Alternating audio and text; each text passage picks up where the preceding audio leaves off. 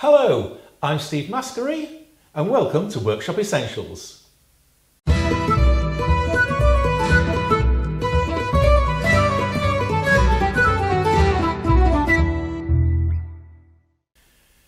It's time to start looking at the crown moulding that's going to go across the top of my wardrobe. Now, when I first modelled it all up in SketchUp, I drew a very simple cove moulding, just to give me something to have on the drawing to see what it would look like. But I didn't really take into account how far that cove moulding would stick out at the sides. And the wardrobe pretty much fills the alcove. There is some space, about maybe that much each side at the bottom, but the wardrobe is up there, assembled in my bedroom. I put the plinth slap bang in the middle and the wardrobe on top of it, but the walls are not vertical.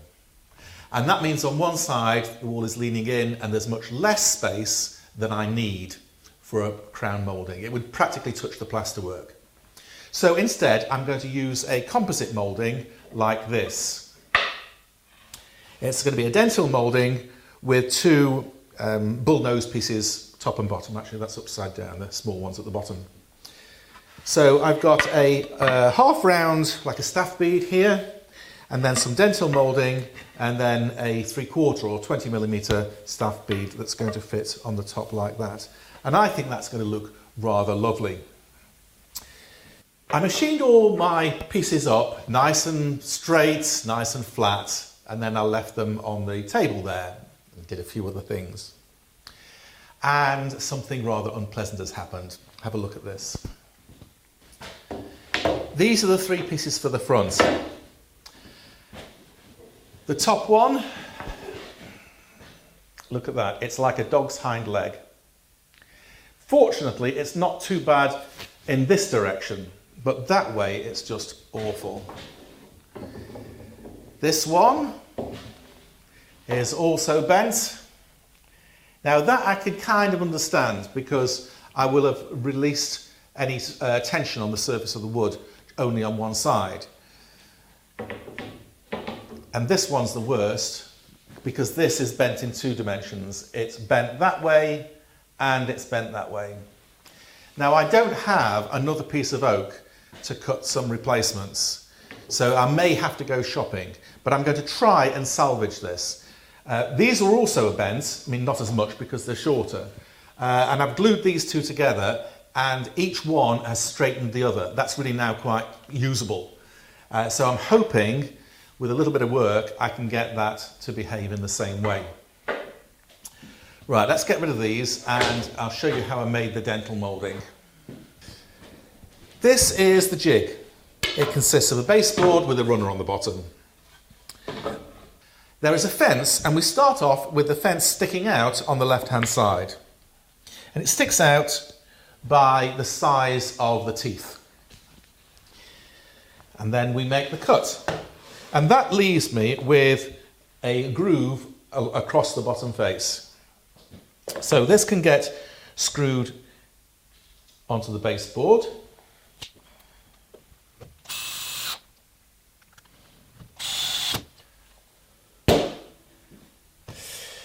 And I've got a little peg which fits into that groove there like that. And that's going to allow me to index each piece, each cut along the workpiece. So, the guard, yes. Now normally I've got my rip fence here and that supports the guard, the arm that supports the arm that supports the guard. But I've had to take the fence off because I'm working my way along and the fence gets in the way. And therefore I've lost the support for my guard. So I've made a little shoe which supports the guard and locks into the mitre slot of my table, and that is now rock solid. I mean, that's superb. So I can use my super guard. That comes over there like that.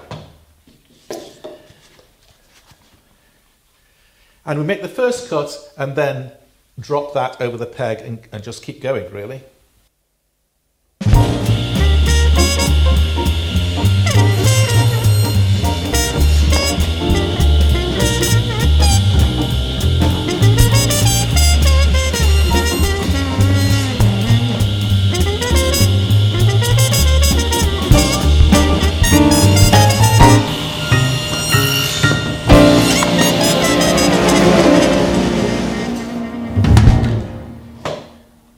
and that gives me all the cuts for the dental moulding.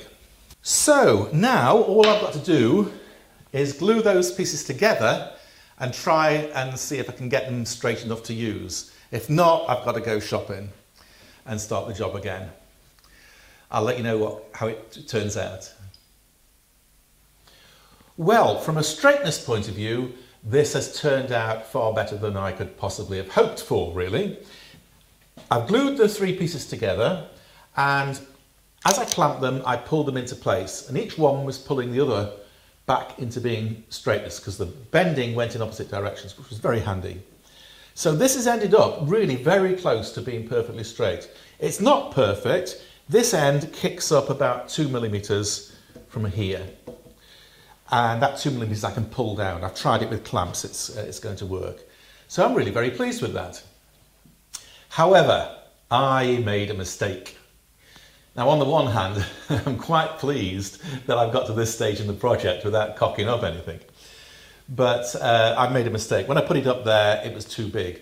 40 millimeters too big. You know, that's a good 1.5 inches. And the reason is I've got a couple of rebates here, or rabbits if you prefer. 20 millimeters in here and 20 millimeters in that end. And they are going to sit over the edges of the cabinet at the sides and stop it moving sideways. And I knew that that was an issue, and I knew that was a factor, but I managed to cut this, the length between the inside corners of the miters, and I should have cut it to make the inside corners of the rebates the required length. So it was too big, so I've had to cut it open, clean up the joints, shorten this and glue it back together again. It does now fit, I've checked it. But there is an issue, and that is originally this groove here was dead centre, where the two centre doors are going to meet. And now it's about 3 millimeters over to one side. It's just the way that the things have worked out. So I don't know how much that's going to bug me. If this was for a paying client, then I would make it again. But it's only for myself. I've been on this for 6 months now. It's driving me nuts. I just want the thing finished. So I am going to polish this up and put it up, and I'm going to live with it. And if it really bugs me, I can make another one. And if after a couple of weeks it doesn't even enter my head that there's anything imperfect about it, then I shall just live with it. So it's nearly finished. This joint is actually quite strong. As I say, there is a biscuit in these miters. They're not just two pieces butted together. But even so, I'm going to strengthen them more so. The corner brackets, I've got a rebate, or a rabbit if you prefer, cut into those two edges, which I did on my router table over there. And they fit in there like that. And there's one at that corner, and there's one at this corner.